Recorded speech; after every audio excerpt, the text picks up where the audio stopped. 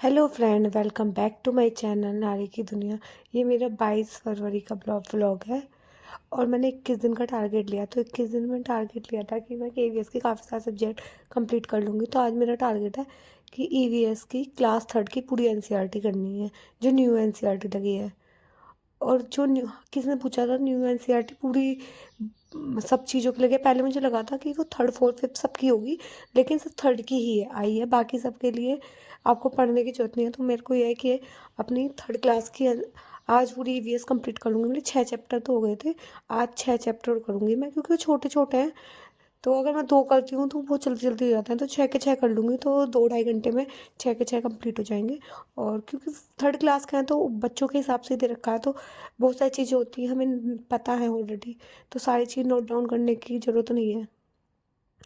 तो अगर देखो आप भी ईवीएस केवीएस की तैयारी कर रहे हैं और ईवीएस करने के बारे में सोच रहे हैं, तो क्लास थर्ड की एनसीईआरटी न्यू वाली आप कर सकते हो। बाकी फोर्थ फिफ्थ की चेंज नहीं हुई है, फोर्थ फिफ्थ की वही है जो पहले थी, तो उसे आप कर लेना। और किसी ने ये भी पूछा था कि इंग्लिश के लिए भी हमें जैसे मैरी गोल्ड पढ़नी पड़ी थी, पिछली बार क्वेश्चन आए थे। तो देखो इंग्लिश का ना सिलेबस आएगा।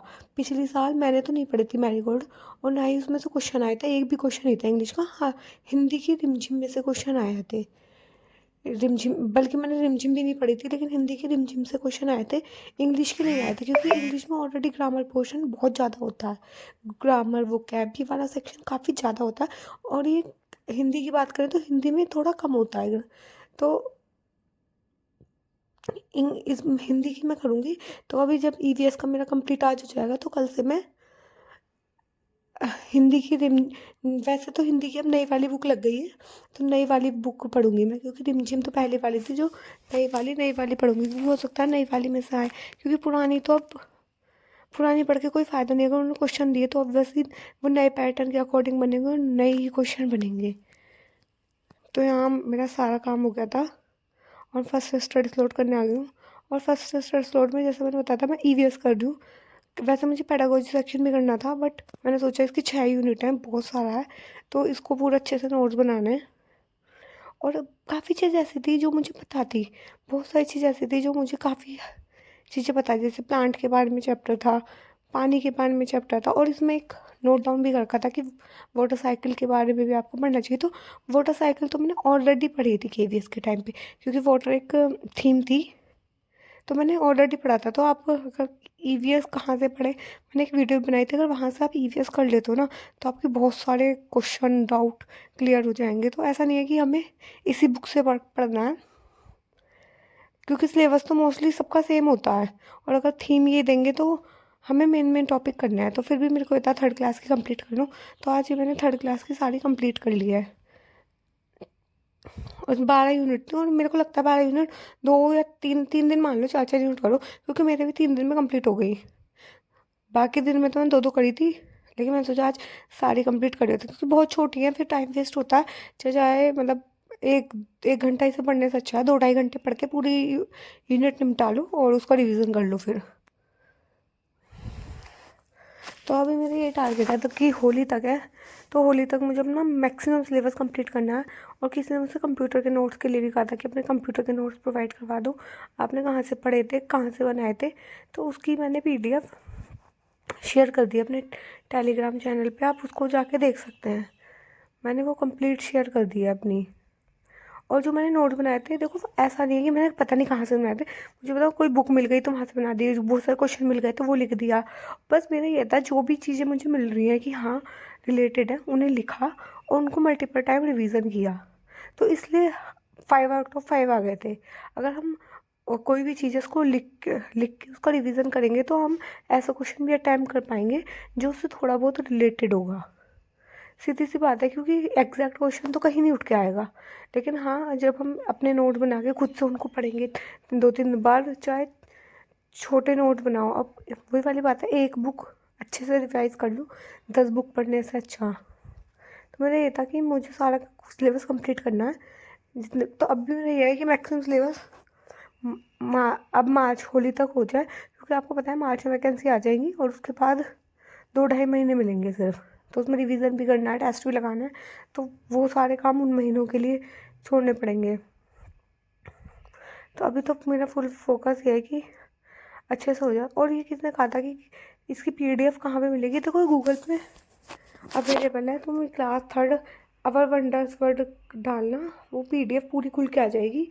और या तो पूरी PDF निकालो या हर अलग अलग यूनिट की PDF निकालो। मैंने अलग अलग यूनिट की PDF निकाल ली थी ऑनलाइन ही।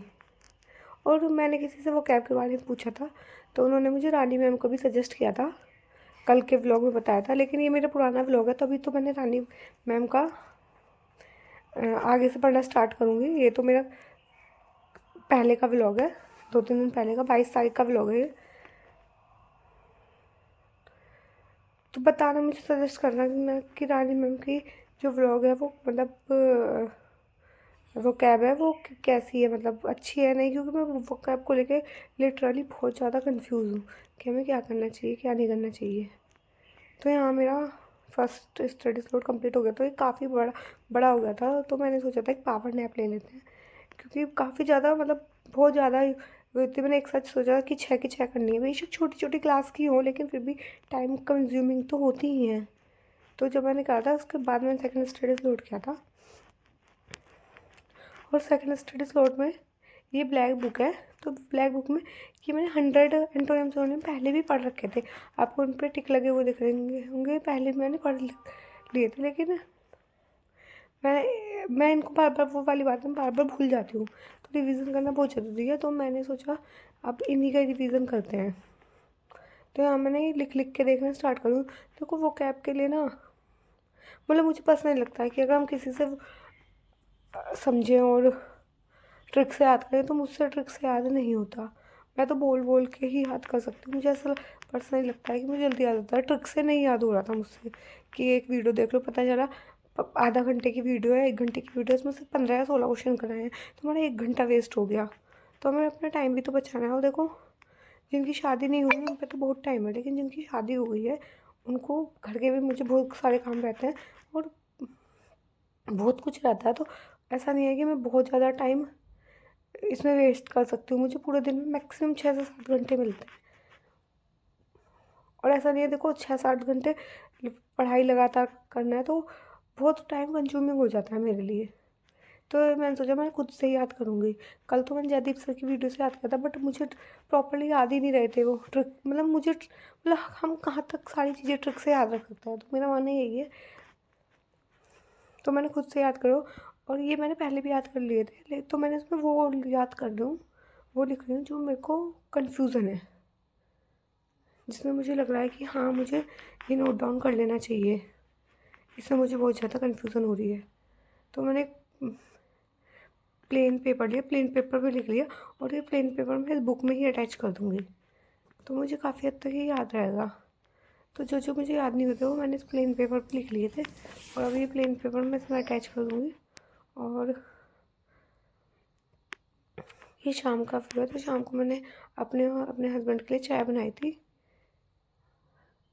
और चाय पीने के बाद मैं थोड़ी देर वॉक पे आ गई थी, क्योंकि अभी मैं अपने आप को ज़्यादा बर्डन नहीं दे रही। मुझे है एक एक दो दो सिलेबस कंप्लीट हो जाए, क्योंकि मेरा मतलब अगर मैं बात करूँ मेरा सिलेबस कंप्लीट है, रिवीजन करना है। तो एक दो चीज़ हो जाए, अपने आप को पुश नहीं करी। जब बहुत सारा होगा, जब मैं तैयारी करूँगी, जब एकदम से नोटिफिकेशन आ जाएगा, तो मैं रिवीजन ही तो करना है तो कर लूँगी। तभी मैं 2 ही स्लॉट करती हूँ, चाहे वो 4 घंटे में निपटे 5 घंटे में निपटे। क्योंकि अपने आप को माइंड को भी हेल्दी रखना बहुत ज़रूरी है। हम जब भी पढ़ सकते हैं अच्छे से, जब अपने माइंड को हेल्दी रखेंगे।